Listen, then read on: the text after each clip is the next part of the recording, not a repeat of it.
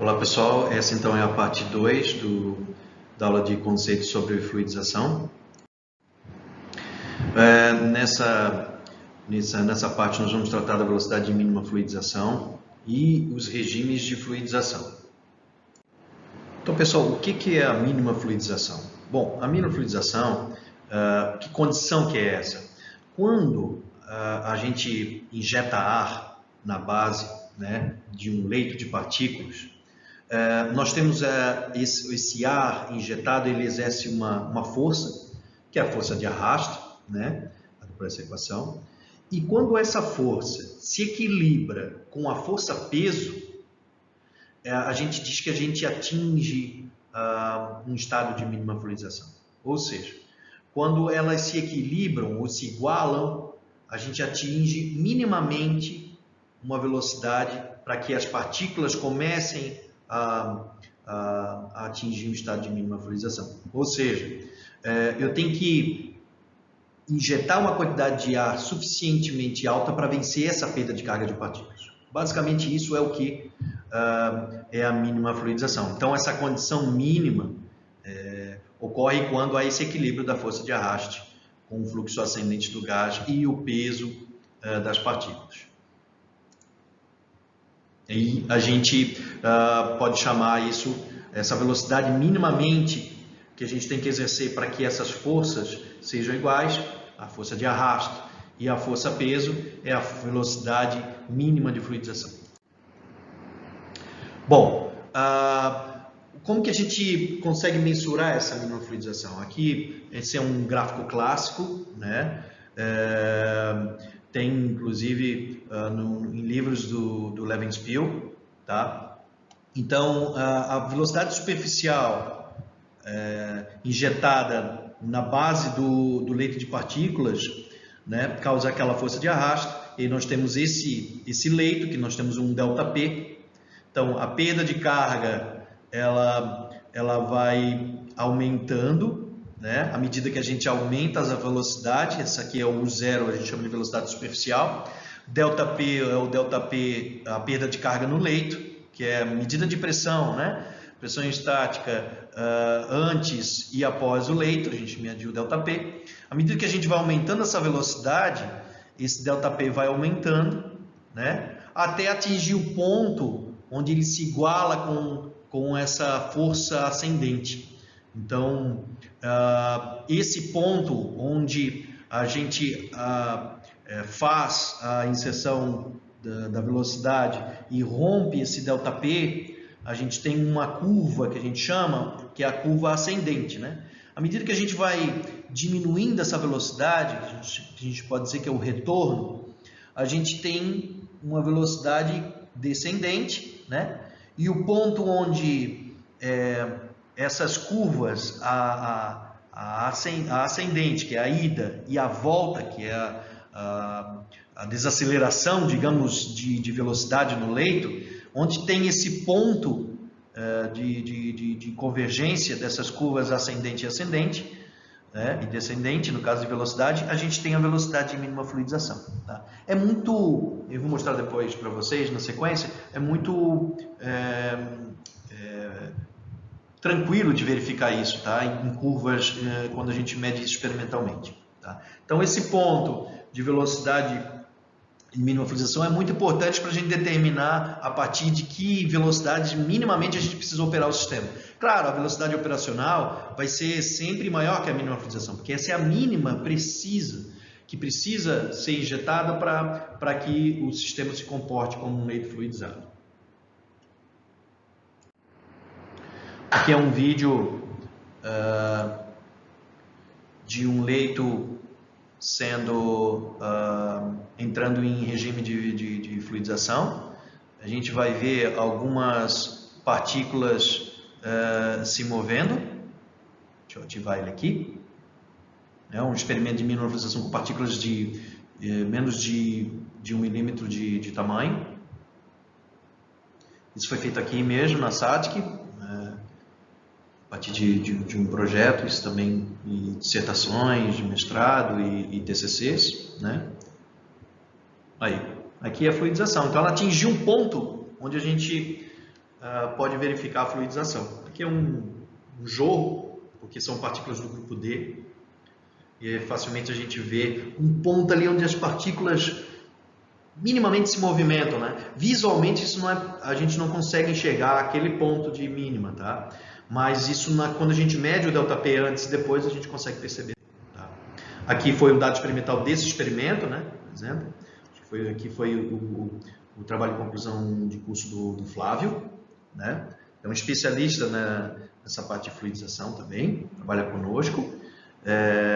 E aí a gente consegue ver um ponto de máxima, né, dessa fluidização. De ΔP, que é o ponto de velocidade mínima de fluidização. Okay? Aqui são os regimes de fluidização. A gente começa, com um leito fixo. Né? Nós temos um leito, digamos assim, que é estático. Né? À medida que a gente vai aumentando a velocidade do gás na base, esse regime vai modificando, vai sendo modificado. Então, aqui seria uma condição de mínima fluidização. Né? À medida que a gente aumenta mais essa velocidade do gás, a velocidade superficial, esse regime passa a ser um regime de fluidização borbulhante. Se nós tivermos um diâmetro relativamente pequeno, com uma velocidade mais alta, a gente pode ter o que a gente chama de regime slugging, que é um arraste completo aí das partículas, mas onde é criado um diâmetro de bolhas, que é basicamente o diâmetro da seção transversal do leito, tá? Que não é desejado também, enfim. Depois nós temos a fluidização turbulenta, tá? Que aí nós já não vemos mais bolhas, as bolhas não existem mais, porque a velocidade é tão grande já que as partículas são arrastadas do leito. Aqui é um limite borbulhante. A partir de um certo ponto, as partículas, quando vencem a velocidade terminal, quando essa velocidade superficial é maior que a velocidade terminal das partículas, essas partículas passam a ser arrastadas. E aí nós precisamos de um processo que a gente chama de leito fluidizado circulante. A gente precisa recircular essas partículas para elas continuarem reagindo. Então, existe o regime de fluidização turbulenta que representa muito bem isso. Se nós ainda continuarmos a aumentar essa velocidade superficial, nós vamos diminuindo a quantidade de partículas no leito e esse regime passa a ser de fluidização rápida. Tá? E aí a gente pode dizer que é um leito de baixa densidade de partículas, tem poucas partículas. E aí essa fluidização rápida passa a ser o quê? Um transporte pneumático quando a velocidade é muito grande. E grande isso varia de partícula para partícula, se é arrastada, tá? Vocês vão aprender isso mais à frente. E aí isso passa a ser um transporte pneumático, ou seja, uma quantidade de partículas no leito muito pequena. Tá? Então a fração, digamos, de vazios aqui é perto de 100%, tá? É acima de 95%, 98%. Bom, aqui a gente pode verificar a mínima fluidização no que a gente chama de mapa de regime. O que é isso aqui? Isso tem também na nossa literatura, no Levenspiel. Esse mapa de regime, ele representa muito bem aquelas fases dos leitos, né? Dos regimes. Ó, aqui é um leito fixo, né? Que é o packed bed, são leitos fixos. A partir do momento, aqui é uma velocidade que a gente chama de velocidade adimensional, tá? E aqui é o diâmetro de partícula também adimensional, que esse diâmetro de partícula é nada mais do que o Arquimedes elevado a 1/3. Arquimedes é um número adimensional que correlaciona o diâmetro de partícula, a massa específica, a massa específica do gás, a massa específica do sólido, né? E a viscosidade.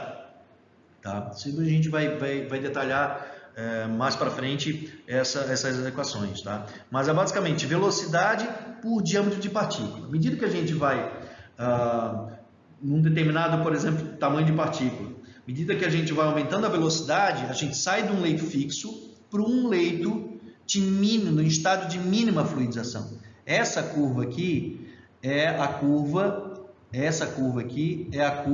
do estado de mínima fluidização, tá? Mais ou menos isso aqui. Na verdade, esse feixe aqui, tá? Então, acima disso, ele se comporta realmente como um leito borbulhante, né? Esse caso aqui é um leito fluidizado borbulhante, né? Aqui, se a gente aumentar a velocidade ainda mais, a gente passa a arrastar as partículas. Então, aqui é um leito fluidizado circulante. E aqui é um leito com um regime pneumático.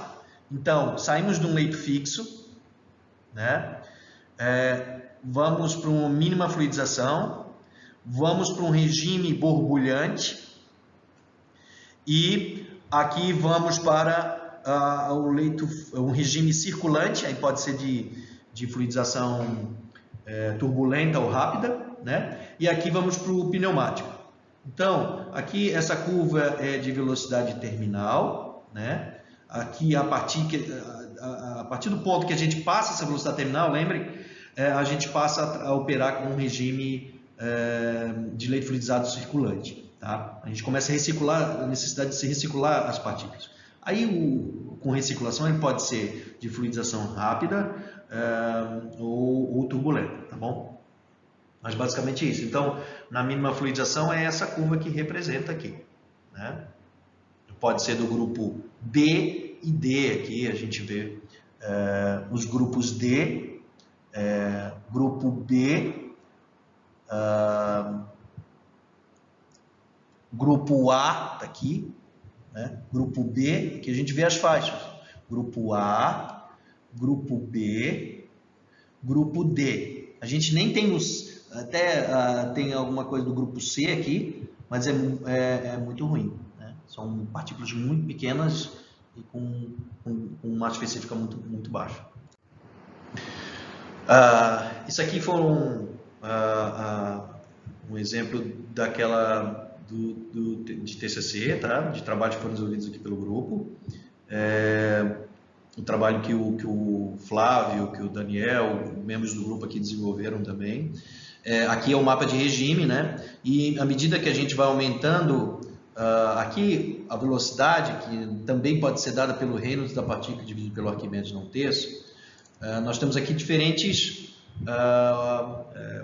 graus de operação. À medida que a gente aumenta a velocidade, ou seja, eu tenho uma velocidade mínima fluidização, né? Eu vou aumentando essa velocidade superficial, que é 2 vezes a mínima, 5 vezes a mínima fluidização, 10 vezes a mínima fluidização, 12, 13, eu vou trabalhando em diferentes regimes. Então, ainda saiu do lado de mínima fluidização, né? Se eu dobrei aqui, por exemplo, a mínima fluidização é 0,54 metros por segundo. Se eu fui para 1 metro por segundo, eu vou para o borbulhante. Se eu vou aqui para 5 vezes, isso vai dar mais ou menos 2,5 metros por segundo, a gente vai para o limiar do regime borbulhante. A gente já vai começar a transportar as partículas. Depois a gente passa para fluidização rápida e, se aumentar mais ainda, a gente vai para o transporte pneumático. Então, esse mapa representa muito bem isso, né? Essa faixa de operação de regimes. Então, aqui é só a representação do de mínima fluidização, que é onde está essa curva aqui. Então, para o borbulhante, né? Que está aqui nas opções do regime de fluidização, borbulhante, que é o que a gente acaba vendo mais em termos de operação nos processos, tá? A gente tem aí o mapa de regime da mesma forma. Aqui o regime borbulhante, a faixa, como a gente já tinha explicado. Agora a gente consegue ver com mais transparência realmente a área onde o regime borbulhante pode ser representado. Tá bom? Então, para partículas do grupo B e D, né, um excesso de vazão de ar, e a partir da mínima fluidização levará ao aparecimento de bolhas. Essas bolhas é que vão permitir a transferência de massa. Tá? Então, essa suspensão das bolhas a gente chama de emulsão, né? A suspensão da fase sólido gás nas bolhas a gente chama de emulsão. A gente vai explicar isso com bastante detalhes na aula da semana que vem. Tá? Velocidade superficial é um pouco acima da velocidade de mínima fluidização. Então, o borbulhante, você determinou a velocidade de mínima fluidização, trabalha um pouco acima dela, você vai estar no regime borbulhante, mesmo que você não consiga ver. A gente conseguiu verificar aqui em vários sistemas transparentes, né? Mas nem sempre a gente consegue ver, então a gente tem que calcular, medir experimentalmente e fazer inferências também. Então aqui, exemplos de regimes borbulhantes. Tá? A gente consegue ver, como a gente já viu em outros vídeos, né?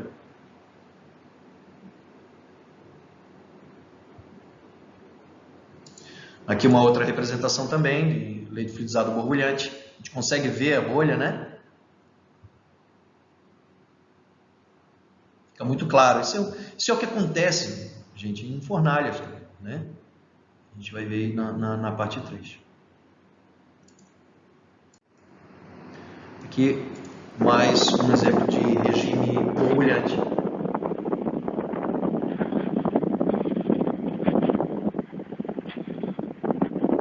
Isso aqui é muito típico de fornalha, tá?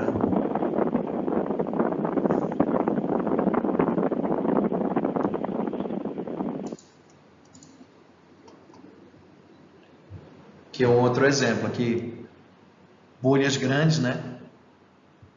Aqui é um detalhe de uma simulação numérica. Aqui o experimental. Aqui uma outra simulação numérica, mas é um outro modelo de partículas discretas que a gente chama. Mas a gente consegue ver também como a simulação pode representar bem o que experimentalmente ocorre, né? Que são bolhas grandes, né? Aqui é um borbulhante quase é um borbulhante, mas partículas, como as partículas não são tão pequenas, elas tendem praticamente aqui para o jorro, né? Para o tipo de partícula do tipo D. Aqui o slugging, que é esse aspecto pistonado, né? Onde o comportamento das bolhas são bolhas muito grandes, né? Elas caem numa faixa específica, né? Onde as partículas são maiores, certo? E os equipamentos que operam nessa condição têm a área de seção transversal grande o suficiente para evitar o fenômeno de slugging. Tá? Então, a gente tem que tomar cuidado com isso. Tá? Ele ocorre quando as bolhas formadas na base do reator, né, elas se juntam e formando bolhas tão grandes para atingir um diâmetro do equipamento. Tá? Para que ele ocorra, esse diâmetro é de 60%, pelo menos, do diâmetro do equipamento. Aqui um exemplo, a questão de jorro, de slugging, né?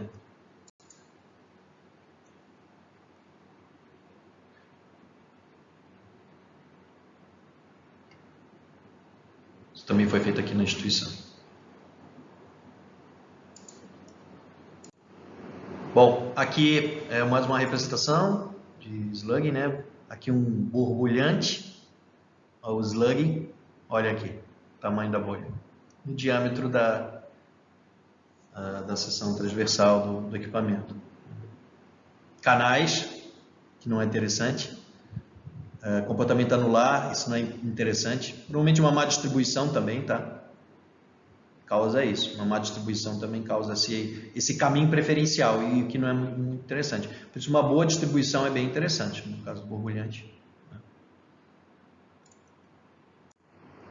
E por último aqui, a questão, não por último aí, o penúltimo, a fluidização turbulenta e rápida, que a gente tem um reciclo. Né? Então, quando a gente continua aumentando a velocidade, a gente sai do borbulhante, né? E entra digamos, na área do regime de fluidização rápida, né? E em um regime turbulento, tá? Então tem uma expansão significativa do leito, né? As bolhas não existem mais, né? E o topo do leito ele não fica bem definido, tá? Onde é adotado o leito como uma porção maior de concentração de partículas. Ali a área que representa esses leitos circulantes. Aí um regime turbulento.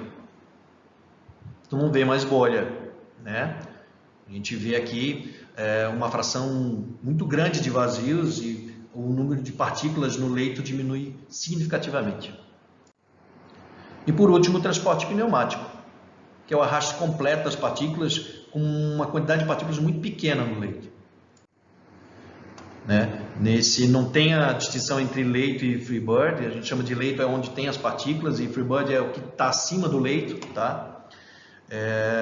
Então as partículas são bem diluídas, né, no riser. O riser é o tubo, né, onde as partículas são transportadas, e basicamente é isso. Então a gente chamamos a velocidade onde as partículas é arrastada de velocidade terminal. Quando passou a velocidade terminal acima, quando a velocidade superficial é acima da terminal, a gente tem aí um arraste completo das partículas. Tá? Daí a área que representa bem esse transporte pneumático, né? Era isso o módulo 2, a parte 2 dessa aula de conceitos de fluidização. Na sequência a gente vai ter a última parte.